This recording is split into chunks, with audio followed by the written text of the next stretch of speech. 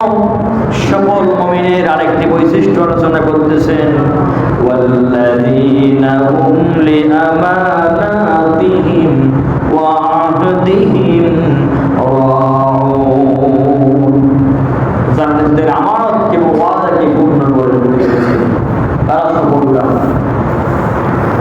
আমানতকে পূর্ণ করতে হবে, এখানে দুটো বৈশিষ্ট্য আলোচনা করেছেন, আমানত এবং ওয়াদা। আমানতটা হচ্ছে মুমিনের একটি বড় গুণ। নবীজি বলেছেন মুনাফিকের 4টি আলামত, আরেক বর্ণনা আছে 5টি আলামত। তার মধ্যে একটি আলামত হচ্ছে আমানতকে খেয়ানত করা। আমানত রাখা হয়, তারা আমানতকে খেয়ানত করে। আমানত যারা খেয়ানত করে তাদের মুনাফিকের আলামত।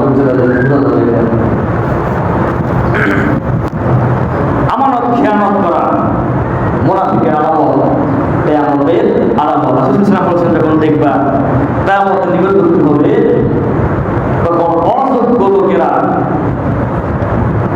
যোগ্যদের স্থানে বসে পড়বে। যখন দেখবা অযোগ্য লোকেরা যোগ্য স্থানে বসবে, স্থানে বসে যাবে, তখন মনে করবা কিয়ামতের আলামত।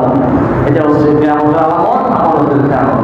ইজা উদিয়াতিল আবদু আমানাতু ফান্তাজিরি সাআ, যখন মনে করবা আমানত খেয়াল করছে, তখন মনে করবা কিয়ামত নিকটবর্তী, কিয়ামতের অপেক্ষা করো।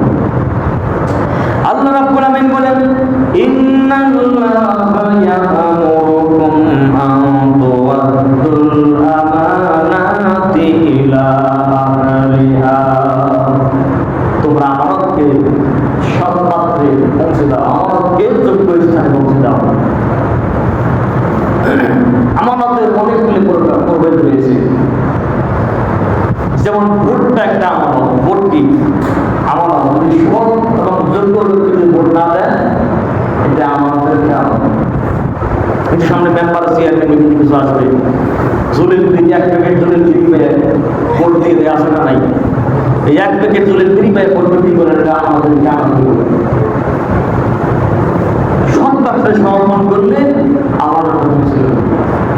তারপরে আপনার কাছে একজন কিছু রাখলো, যেটা দিন আমাকে পৌঁছাই দিলেন, আজকে রেখে দিলাম, আপনি তাকে না জানিয়ে সেটা খরচ করে ফেললেন, ব্যয় করে ফেললেন, না আমাদের জানা হলো। মসজিদ কমিটি বসে থাকে, অনেক আছে সমাজের যত টাকা দেয়, যে সমাজের কারোর জন্য দেওয়া হলো, কমিটি খাইয়া দিয়ে বসে আছে, আমার জানা আছে না নাই? আপনাদের এলাকায় না থাকবে, আমাদের দিকে আছে অনেক কমিটি আপনাদের দেখছি, মসজিদের টাকা নিয়ে খাইয়া দেয়, বসে আছে, মানুষ চায় তাও দেয় না। মসজিদের টাকা, মাদ্রাসার টাকা, এগুলো হচ্ছে খরচ করা হচ্ছে আমাদের খেয়ানত। সুতরাং আমাদের খেয়ানত যার ভিতরে পাওয়া যাবে, বোঝা যাবে এটা কিয়ামতের আলামত, তার ভিতরে মুনাফিকি ঢুকছে। আর এই আমানতকে যারা যথাযথভাবে পৌঁছে দিতে পারবে, আল্লাহর ভাষায় ক্বাদ আফলাহাল মুমিনুন, তারা হবে সফল মুমিন। বলেন সুবহানাল্লাহ। পরবর্তী আলোচনা করলাম।